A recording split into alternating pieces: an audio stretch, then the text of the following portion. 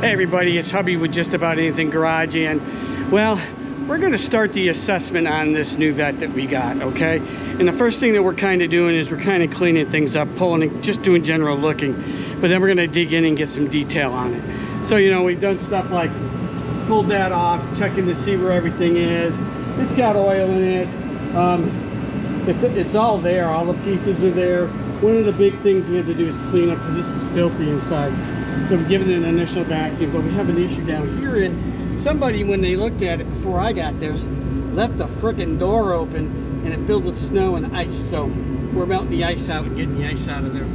But otherwise, we're running some cleaning on it. So to get it started with the assessment here, and then we'll come back to you guys with some additional stuff. But this is going to start the assessment video for the 1969 Corvette. It's all original. It's an L46, meaning it's the high compression engine. It's reputed to have an M22. I don't know that's true yet. We'll let you know when we do that. But we're starting to look it over and see what's going on. Lots of stuff we're going to have to do to, but we'll find that out together. All right, so stay tuned. We'll be back in just a little bit with some more assessment stuff, and we'll keep you in the loop here. All right, see you in a bit. Okay, so this is a little post-editing piece that I'm slipping in here. The next segment you're going to see, I started to tell you the story, the history of the car, and then broke off and never told you that. So I'm going to take the time here to do that, so when you hit the next section, you'll know coming into it. The guy that we got it from has known the family that's owned it for a long time. The story is his best friend's dad bought the 69 in the early 70s, 70 or 71. I don't know if he bought it from a dealer or from another person, but he bought it there, and his dad drove it for a long time, had fun with it until he passed away, and the son decided he wanted to keep it. But it, you know, it needed to be redone because Dad used it a lot and did that. The son took it. He started to do some of the work on it. You know, you can see he stripped the paint and was going to do body work and stuff like that on it. But then either lost interest or money or time, and it got parked outside in the dirt for 20 years, which is why it's got no frame. And the guy that I bought it from finally convinced his buddy to sell it to him because he wanted to restore it and do the vet. His buddy decided he wasn't going to finish it, so he went and he did that. Sold it to his buddy, and then he kept it for 2 years and never touched it and decided to put it up for sale. And that's how I came across it and how I got it. What's important is the entire history, or majority of the history, because I do believe he told me that he did buy it from the dealership in 1970, I believe is what the date was. So yeah, as I think about this, that's what he said, that his buddy's dad bought it from the dealership in 1970 and had it for the whole time. So it's been within the two users, and we can certainly go back and research and check that. But I wanted to give you the history, so when you hit the next section where I started and then stopped, you don't go, hey man, you missed a section. But anyways, a little post insert into that. The other thing I wanted to say why I'm here is we've got the Corvette Black Book coming, so we can do more checking on numbers, and we've got Corvette by the numbers coming, so that we can dig either deeper, because the last segment that you run into, we talk about the numbers that we found and what they mean. All right, so just a little bit of heads up. Thank you guys. We'll catch you a little bit right into the next segment where we're assessing the car. Yep, we got visited by Mr. Winter. We got snow, about, I don't know, 4 or 5 inches of it overnight. As you guys can see, it is December 27th, and it's chilly in the shop. Let me turn on the light. There we go. In the shop. And tomorrow is December 28th, which is an auspicious day because it's my birthday. I will officially be 65 years young. All right, so we're back on doing the assessment, and we've more or less completed the assessment to the level that we're going to do it for right now, because the rest of it has to come by pulling it apart and getting ready to put it back together. Okay, that's more or less what it is. What we wanted to do is we wanted to make sure we knew what we had based on the claims that the seller gave us, and he's pretty accurate, pretty close on what he was saying. He knows the entire history. The history of this car was, it's a 1969 Corvette Coupe. And we'll talk about how we know that this is the case. It's got the high compression 350 horsepower motor in it. It's match with a 4-speed Muncie. We don't know whether it's a M21 or an M22, but it'll be one of those. Made it to it because to do that you have to actually pull the transmission off and check the splines and the output grooves and all that type of stuff. You can't get it off of the case numbers for that. But here it is, the motor. You see it's a part. We verified the manifold part number, the quadrajet part number. We pulled the block number and the block manufacturing date, as well as pulling the number off of the pad here. Oh, looks like it's dying. Pad here, we have another light we can use to get the numbers off. We cleaned everything up. We got those. We'll go upstairs in a minute and we'll show you that. We've done the assessment with it. We've been into the interior, of course. The doors are a little sticky. They're still a little bit wet. They're still drying out, but we've got that big chunk of ice that was over there taken care of and out, and the moss that was growing out. The interior is in pretty good shape, except for the carpets, of course. Everything is there. There's no cracks. There's no tears. We might do something with the steering wheel eventually in time to clean it up, but everything that it's supposed to be. Here's the badging for it. You can see down here. This gives you the 350 and stuff. Is there ready to go. The only thing that's kind of weird, and I need to check to see, that's a Hurst shifter. It's not the conventional shifter that is used for these when they put them together from the factory. So somebody may have switched that out. But basically what this says is we have the right engine, the right combination, and I'll show you upstairs how we know that everything lines up. I believe this is the numbers matching. We got one anomaly we need to see if we can resolve on it. Numbers matching 1969 Corvette that we're going to go ahead and restore. I do want to show you one thing, the reason why the frame needs to be replaced. You can see a little bit of it down here. I don't know if you can see down there, but if I pop the camera underneath and try and show you what the frame looks like, you'll see why I couldn't lift it using my lift to look underneath it and do stuff. And I had jacked it up to get underneath it to look at some of the numbers, but yikes. So let me show you here. That's just a little bit of piece of it right there.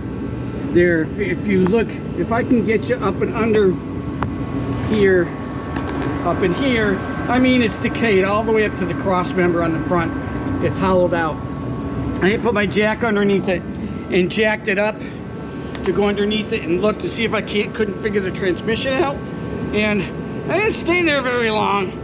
I had it on jack stands, but it's pretty decayed under there. It sat in the dirt for like 20 years when it was doing it. So we don't know, but we have all the pieces to it. We got a bucket full of parts, so we have the trim work and the lights and stuff like that. We got the chassis out back. See right here. This is a 68 chassis. That's the same as the 69. They did give you bigger wheel bearings on the spindles and stuff, but we got to switch all that stuff out and improve it anyway. So we're just going to go and do that. All right. So based on what it is, it's got the pop-out back windows. You can see here. I love that feature. Everything in the back of it. Let's look back here.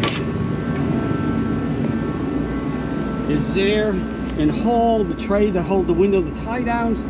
Everything is whole and complete. It's got the retracting belts for the three-way belts. I don't know if we have belts in the seats here.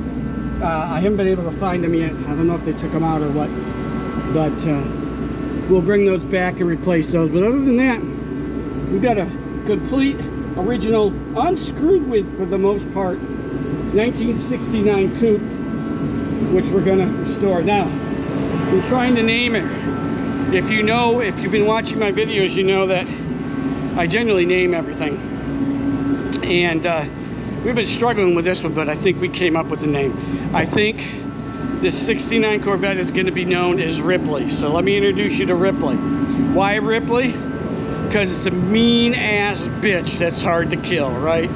From the Alien series. So that's what we're going to go with probably. We're going to probably call her Ripley. Yeah, if we get sentimental, maybe L for Ellen, because it was Ellen Ripley, but we'll see.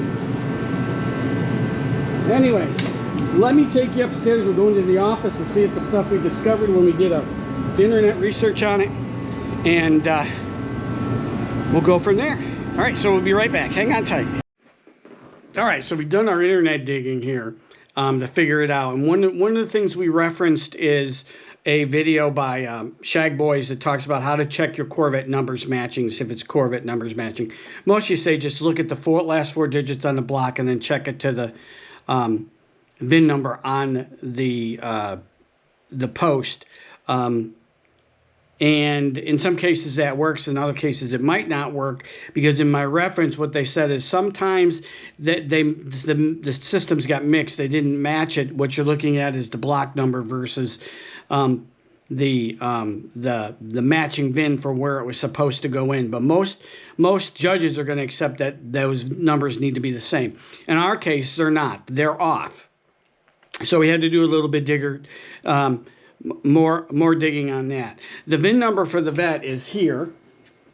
You wrote it down. It's 1943797214442, and the engine stamped on the front part of the engine stamping area is 19S714334. These last six should match those last six for it to be a numbers matching cars, but it doesn't. But then there's a couple other things that you can check.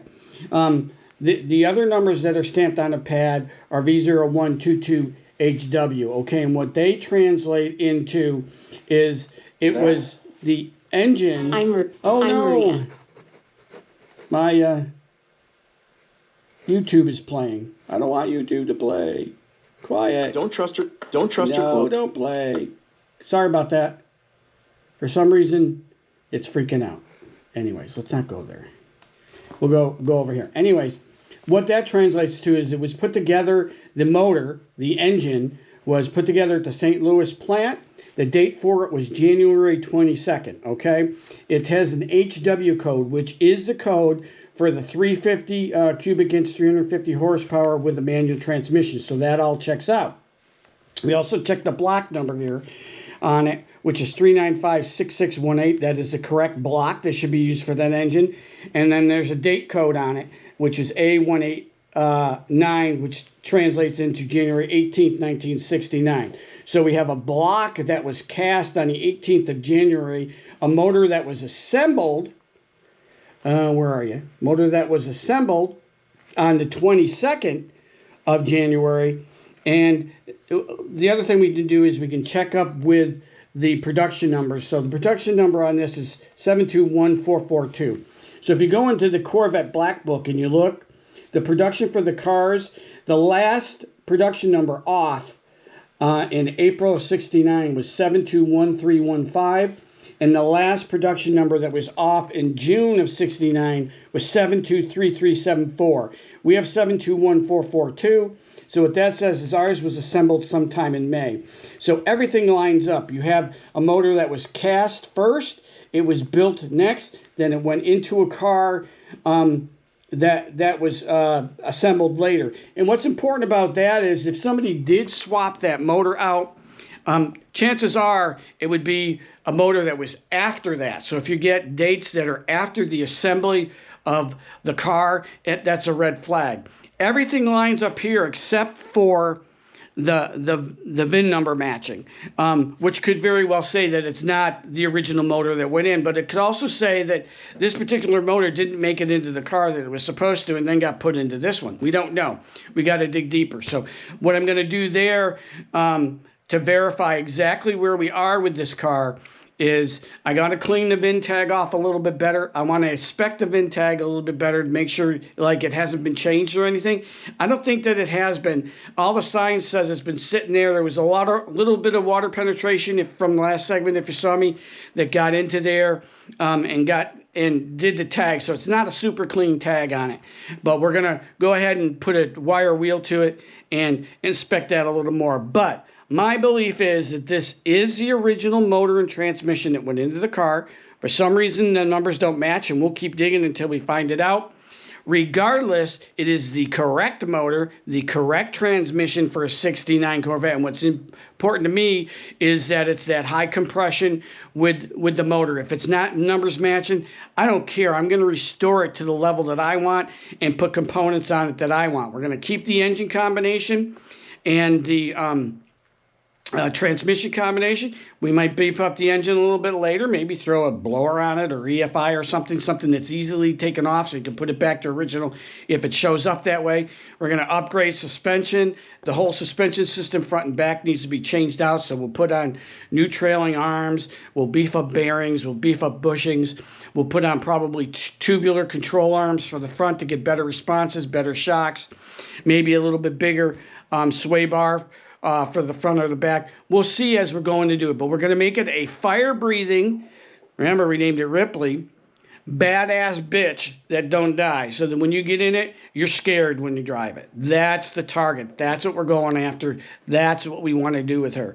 If she's original, we'll modify our plans. If she's number matching, you certainly want the value that's associated with that. So if it turns out that, yeah, there's just an anomaly in that motor for some reason ended up in that one versus the other one, then we'll go ahead and we'll change our plans for that. We got probably close to a year before we're going to get to it. It'll probably won't be till next fall. We got to get Laverne done, but that's where we are with that. All right, so I'm going to end this one here. Just a quick little assessment out there. To do any more assessments, I got to start pulling it apart. We're not ready to do that yet. But we have an original, and from my perspective, of original 69, it's all there. It's all complete. It hasn't been modified. It's got the correct motor. It's got the correct transmission. Whether it's numbers matching or not, I don't know yet. If you know, if you say no, it could do that. It could be the block number that you're looking at, and it didn't get matched to the assembly. I don't know. Let me know in the comments. Tell me what you think. I certainly don't want to reduce the value by changing things around on it if it's an original matching. But if it's not an original matching, we're going to make it what we want to make it. All right, so I appreciate you guys. Thanks for watching. Do all that jazz for me. I would appreciate it. Like, share, subscribe. Tell everybody you love it. And then I got some good stuff out there. Give me a like. Give me a comment or two. YouTube really likes that. I would appreciate it. All right, so we'll catch you later. Thanks for watching again. And hope you guys had a really good Christmas.